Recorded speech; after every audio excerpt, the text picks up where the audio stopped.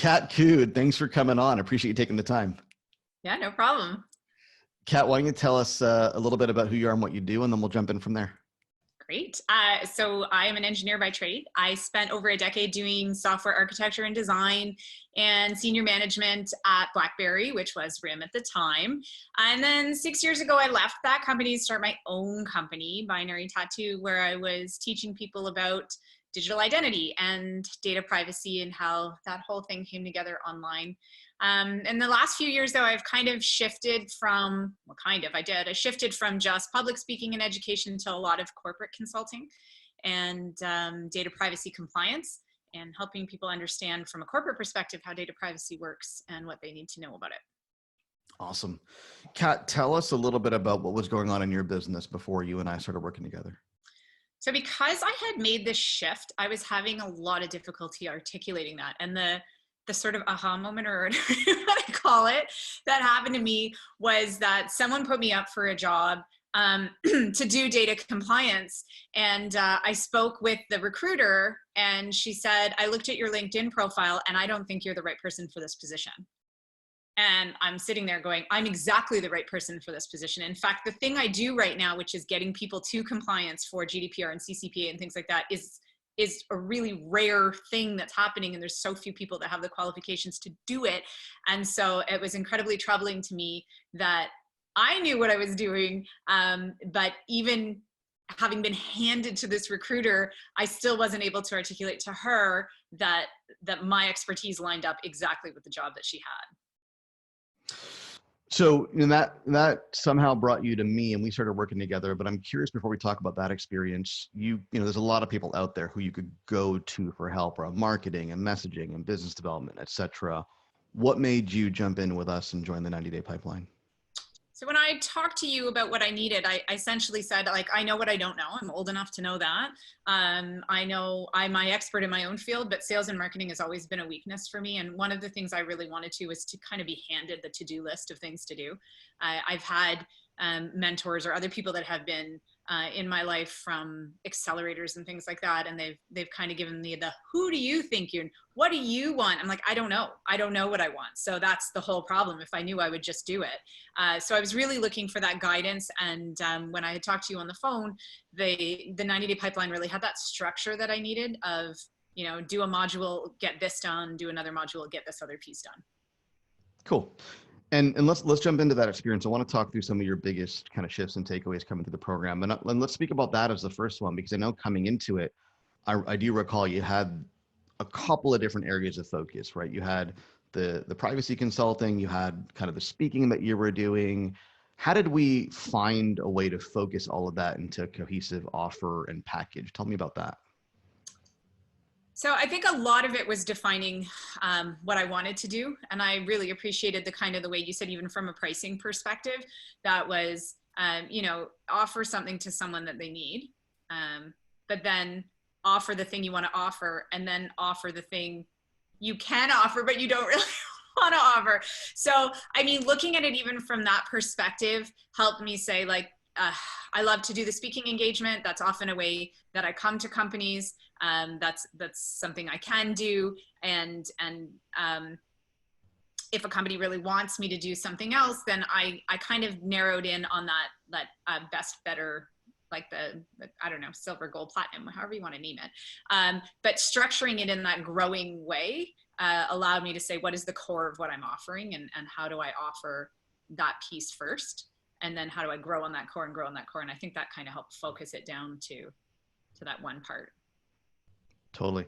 And how did you feel about the way the market was reacting to that message and that refined offer? Very well. So like I said, I think a lot of the issue I had was that my LinkedIn didn't speak to what I was actually doing. And certainly there was a module dedicated specifically to updating the wording on the LinkedIn. But one of my biggest takeaways was definitely the videos.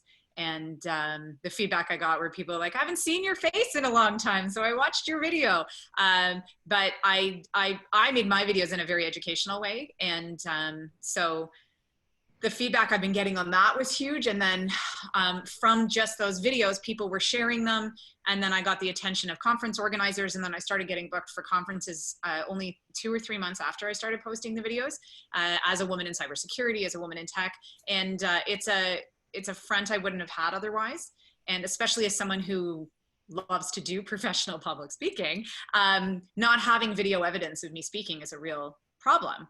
But for someone to be able to see me and see how I engage, then it was a great way for organizers of conferences to know they were putting someone on a panel who would be able to speak to whatever issues that they were throwing. Yeah, I think what's interesting about you, and we were chatting about this offline, is that we didn't have to do a lot of growing the audience, right? And partially that's because, you're busy and you can't really take on a whole lot more work right now, which is a good place to be. And if we opened up your audience too much, you would probably drown, and we don't want that either. So you have this built-in network that was, in some cases, it sounds like almost stagnating, a little bit stale. They hadn't heard from you in a while.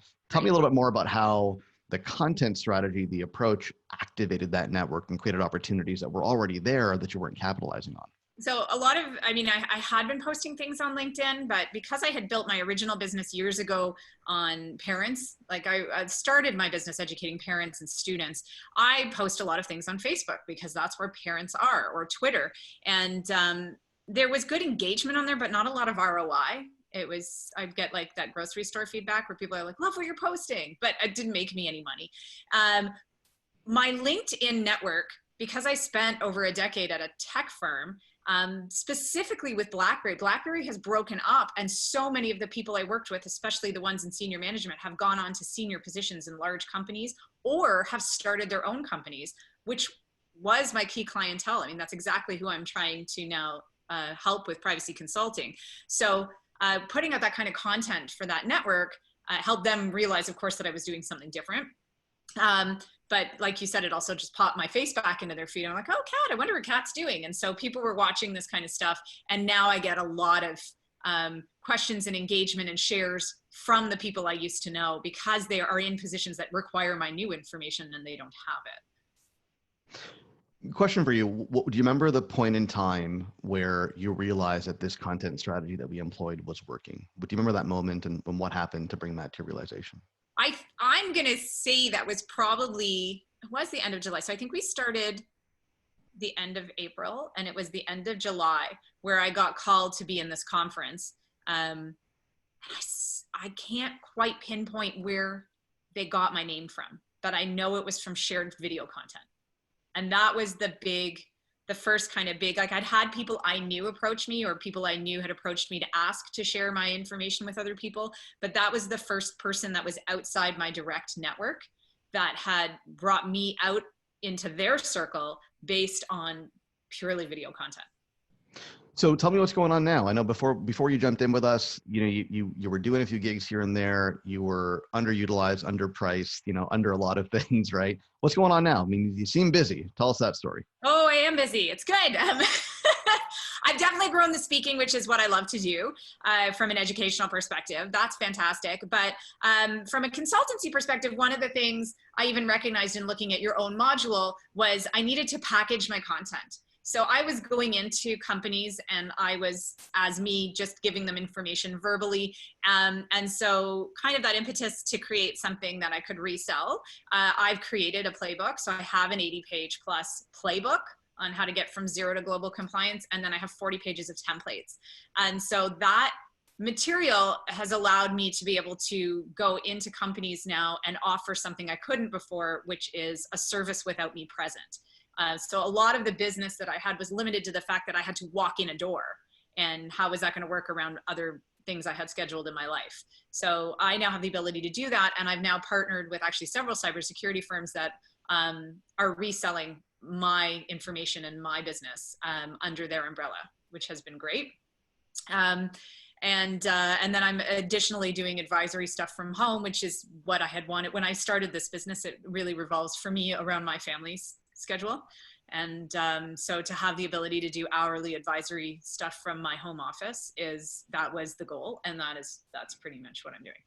Yeah, I think that's really inspiring there's a lot of people in your position who are struggling with this narrative that to grow your business, you got to do all of these things and it's very taxing. You got to give it your all and, burn the midnight oil. And you're somebody who, I remember our first few conversations, you were very clear and I want to make this much money and then that's it. And I want to be home and I got my kids, I got my family, got my dogs, they had to go out and pee just now, right? And that's not stuff I'm willing to compromise on. So I'm going to very deliberately build a business around all of that. And it sounds like you did it, which is amazing. I think it's one of those, like, again, this is like a life thing, but it was another aha moment was about 5 years ago. Two people I knew well were in tragic accidents, and it really affected the way that they could either travel or live their lives at all. And I like, what is the purpose of life? This whole kind of thing. And I'm like, I would rather spend my time for me with I don't want to outsource my life. I would rather do the things myself, pick my kids up myself and do travel and all of that kind of stuff. My goal now is to just fully take summers off. That is I did it mostly this summer, and next summer, like, that is my new thing until my kids are older, that they're working or they're off to university or whatever it is. My goal is to be able to fully take that summer off. Love it. And now it sounds like you've got a pretty scalable model that we can foresee you doing work for clients without doing work for clients Right. and being able to earn the revenue in that 8 to 10 months out of the year. So you can take the 2 to 3 months off. Yeah, absolutely. Awesome. Kat, anything about the experience going through the 90-day pipeline that you think was particularly relevant, valuable, important to mention? I think like the cohort that I was in was really great. Like, there was a lot of really good feedback from the people that were in at the same time that I was in, and I appreciated that. I connected with a lot of them obviously on LinkedIn, and I still hear from several of them, and so that was really great to have. I think as a consultant, it's such a different business. It's not just a regular I work for myself kind of thing. It's a different model, and so to have other people to bounce ideas off of that are in that same kind of situation, even if it's a totally different industry, they still have that idea of how that works, and that was really valuable. Yeah, because when you're alone and you struggle with a problem, you tend to think, well, I must be the only one who has this problem. And then when you're plugged in to an environment in a community like the 90-day pipeline, and then you realize, oh, all these people have similar challenges, maybe there are things that they're doing that I can leverage. It's pretty powerful, right? Yeah, Awesome. for sure. Anything else, Kat, that you want to mention here? Um, Nothing extra, I don't think. I think that's pretty much, it's good, but it was a worthwhile. You probably remember I'm the analyzer, the researcher. There are other people who will drop money on pretty much anything that comes in front of them. I hem and haw over $100 annual subscriptions to things and whether or not that's of value to my business. And so I think the real testimonial here is that I spent money on this because I don't do that. So you were very much like, make the decision. And I was like, I have to analyze this. And so this is not I'll try this and I'll try this. I don't try things. I do things. I'm Yoda. I do. So that would probably be the biggest thing for me, is that I weighed the pros and cons of what spending this money would mean and whether or not spending this money would actually make me money. And it did. So it was worth doing. Awesome. Kat, for those of us who are watching this video, not us, them who are watching the video and thinking, well, should I jump in? Is this thing for real? Can it help me? This Ahmed guy is kind of funny looking. Should I work with him? What would you say to them? Apart from my looks, you can. I would say, do not self-deprecate yourself on film. That would be number one. I think if you need guidance, if you're the kind of person but it's like one of those things where you can't just do the thing you love and make money. I don't agree with that statement. You have to do the thing you love that people need, and then you make money. And I think your model really helps articulate that people need part. So you can't offer what you want to offer. You have to offer what people are willing to pay for. And so if you're not sure what that is, or you're not making money, it could be that you're offering the wrong thing. And so where is your magical niche in the world? What is your unique proposition that you have that you can offer, and how do you narrow down on that? And it sounds like you've really found yours, Kat, and it's exciting to see. And I'm looking forward to seeing you grow and grow and grow to the extent that you want to, without Well, thank sacrificing you. anything in the process, right? With my summers off, but yeah. Kat, thanks for coming on. Appreciate it. Yeah, no problem.